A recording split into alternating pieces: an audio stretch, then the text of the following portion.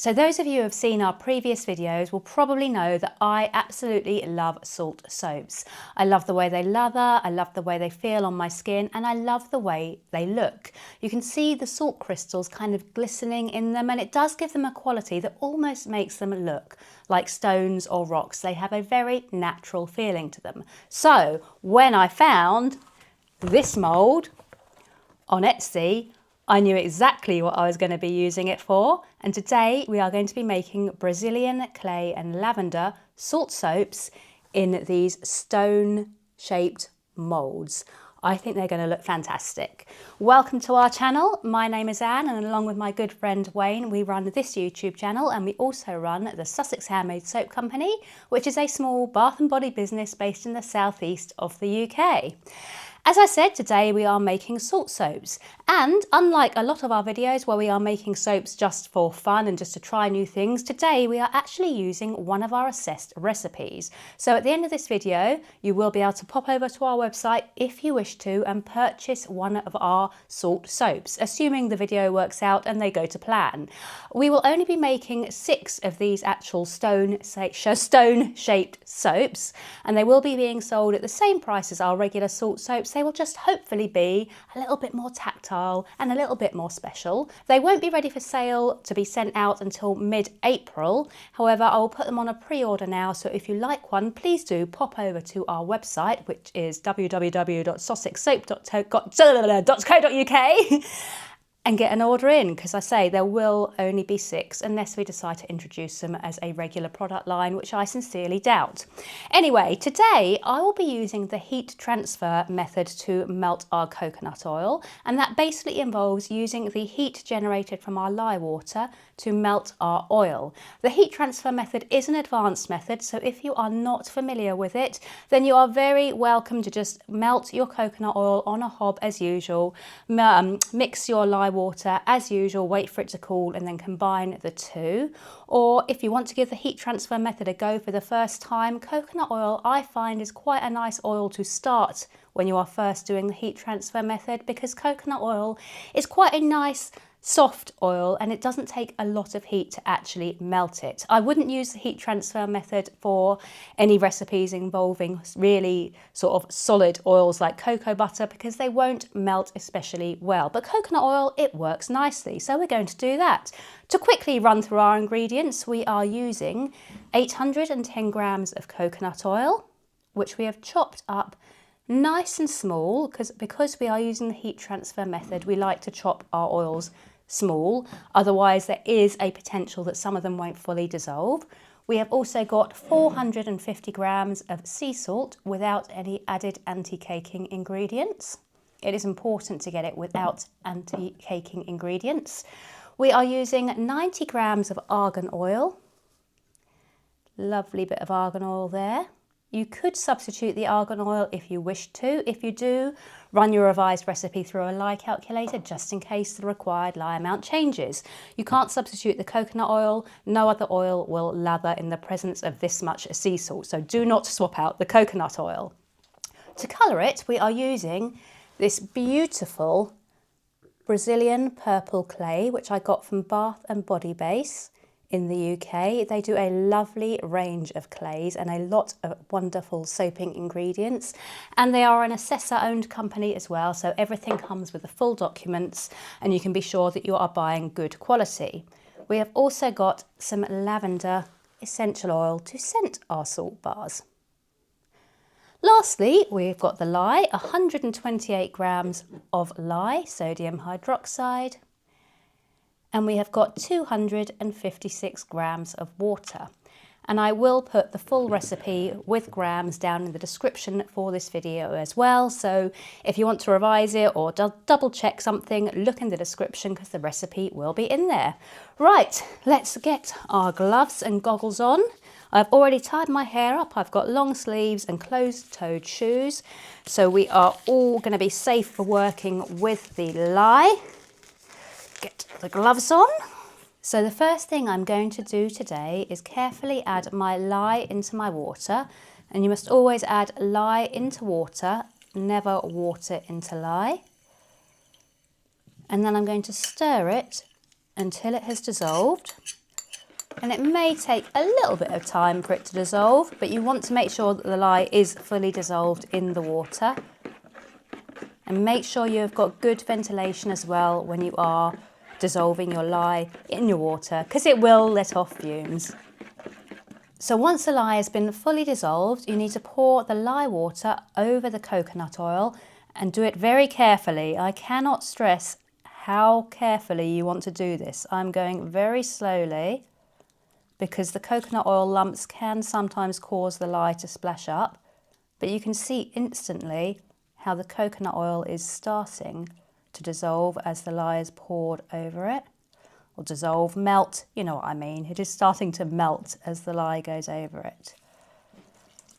So all of our lye is now in our coconut oil, and I'm just going to very carefully stir the lye and the coconut oil together until they are fully dissolved and there is no unmelted coconut oil left behind. And this shouldn't take too long. Do stir slowly. If you start getting impatient and start stirring more quickly, you are liable to splash the lye mix out of the bowl, which you really don't want to do. So just be very slow and careful. And to be honest, you could probably just leave it sitting like that for it to do its thing. I like to give it a very gentle stir. While I'm doing this, I want to say the recipe we are making today actually makes 12 soaps in our standard brambleberry square cavity mould that we use. Obviously today we are making our stone-shaped ones, but the mould only has 6 cavities, so there will be some left over, which I'm just going to decant into one of our brambleberry moulds to make some little square salt soaps as well, which will just be additional stock for our website and our events. And hopefully, once this has all melted, it will be below 90 degrees. It doesn't really matter if it's a lot below 90, we just want it to be below 90 once this has melted and we have added in our argan oil. So it's been about 10 minutes, and as you can see, we are completely melted now. The lye water has melted our coconut oil, and just for reference, the temperature it has got down to is 84.9 Fahrenheit, which is perfect. I'm now going to add in the argan oil, just carefully pouring that into the coconut oil and lye water, scraping down the sides to make sure we have got as much of that argan oil in there as possible. And once the argan oil has been added in, the temperature is down at 84.4, which is perfect. I'm now going to add in this very pretty purple Brazilian clay, just sprinkling over the surface of the oils and lye. And I'm just going to use the spatula to stir it in until it is nicely combined, and the mix will have turned a very pale purple. This purple Brazilian clay doesn't give the most vibrant purple shade. It's not going to be like Barney the dinosaur. It is going to be a much more muted pale purple grey colour. I think it is a really beautiful, pretty colour. If you wanted a more vibrant purple, you could always look at using something like alkanet root to colour your soap. That would give you a nice purple.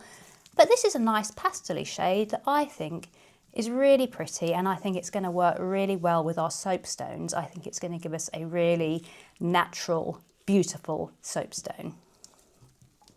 Now that clay has been pretty well incorporated now. There are still little bits of clay that haven't been completely mixed in, but once we do our whizzing with our stick blender, most of those will hopefully be broken up and mixed in. So we are going to add in our lavender essential oil now. And again, just tapping the ramekin to make sure we have got as much as possible out of there. I'm going to give it a very brief mix with the spatula, and then we're going to move on to bringing it to a light trace using our stick blender and a combination of stirring and pulsing. So stirring and pulsing with a stick blender, and you will probably see the purple colour will become a little bit more obvious once those final little clumps of clay have broken up and mixed into the rest of the mix.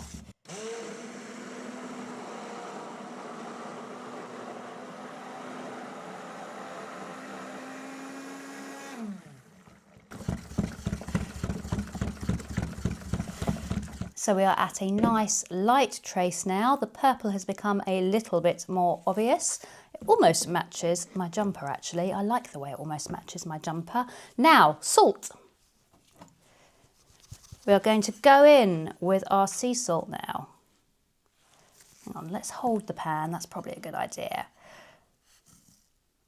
Letting the sea salt down into the mix where it will bubble and let off probably a fair number of bubbles, using the stick blender to just work it into the mix. Work the sea salt in really well. It often needs more of a mix than you think it might. And then when I get to the stage where I can no longer feel any big clumps of sea salt in the mix, I'm going to give it a very quick pulse with the blender, just for luck really. So that is our soap batter ready to go. I'm going to transfer it into a jug just because that gives me one final chance to check that there are no clumps of sea salt that I have left unmixed, and it also makes it a heck of a lot easier for pouring. So soap batter into the jug, scraping down the sides of the pan. There are no clumps of sea salt in my batter today, which means I have done an acceptable job of mixing. And now we can fill up our stone moulds. I'm really excited for these. I hope they work out as nicely as they are in my head. I'm just going to fill them up to the brim there. I think we're on a slant somehow. Oh no, the mould is slanting into the top. Do you know what I might do? I might just do it on the table because we're not going to have any need to move them. I put them on a tray so I can move them, but I'm not going to need to move these until they're ready. Right, okay, this first one's going to go a bit dodgy. But then at least, hopefully, we'll have a flat surface and they won't lean into each other. I want a flat bottom. Right, let's see. Or maybe when I fill this one up, it will naturally level out anyway. Right, stop there, I reckon. Of course, having now put them on this surface, not on the tray, I can't bash them down to get rid of air bubbles. But this mixture is quite thin, which is good, so hopefully we won't have too many air bubbles in there. Didn't think of that when I took the mould off the tray, did I? No, I did not.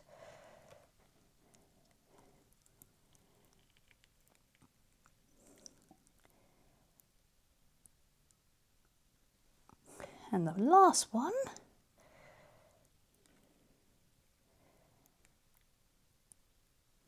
Here we go.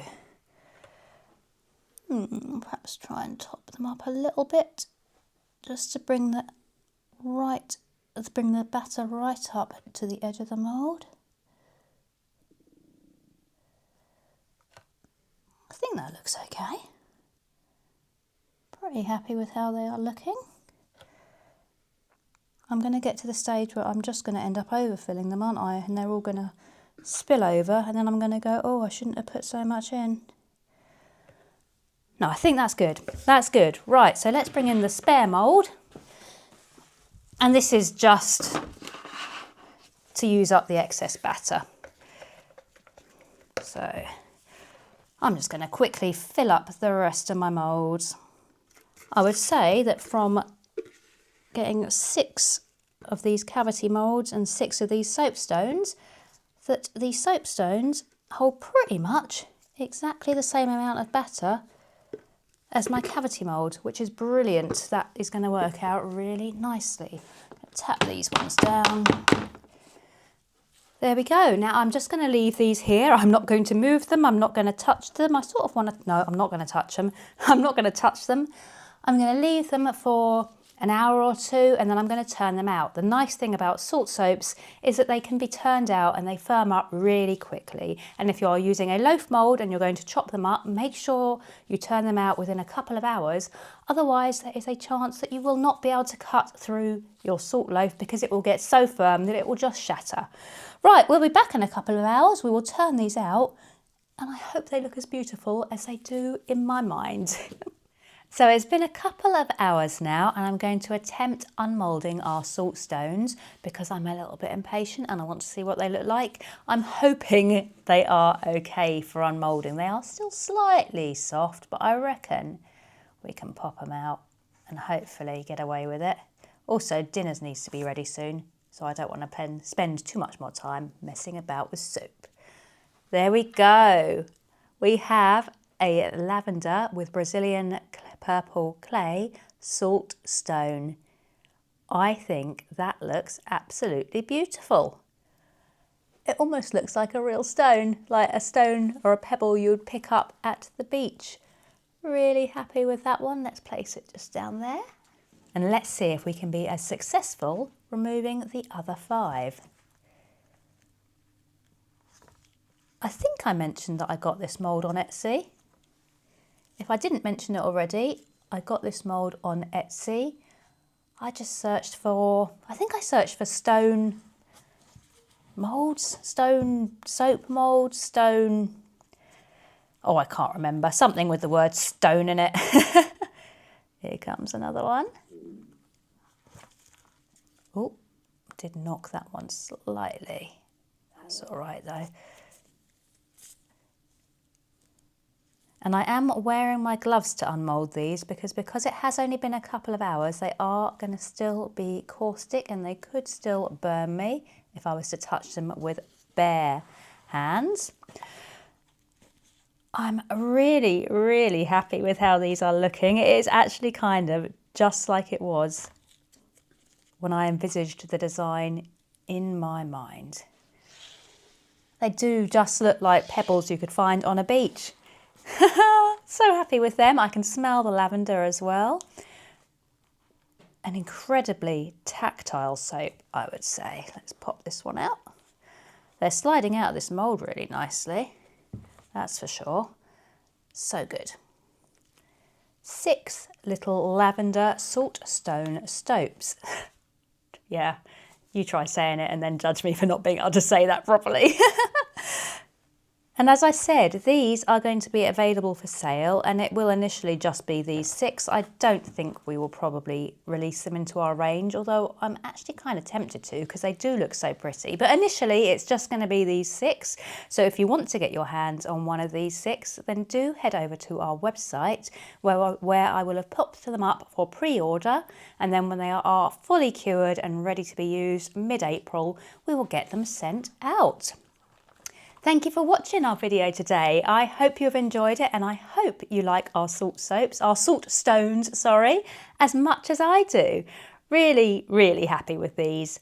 A complete success, I would say. Do subscribe to our channel if you like our videos. Hit the notification bell so you are told when a new video comes out and give the video a like if you like it. Also, feel free to leave comments. Let us know what you want to see next. Do you want us to see us do some more stone soaps in different colours and different scents? I hope you say yes to that one because I've really enjoyed using this mould.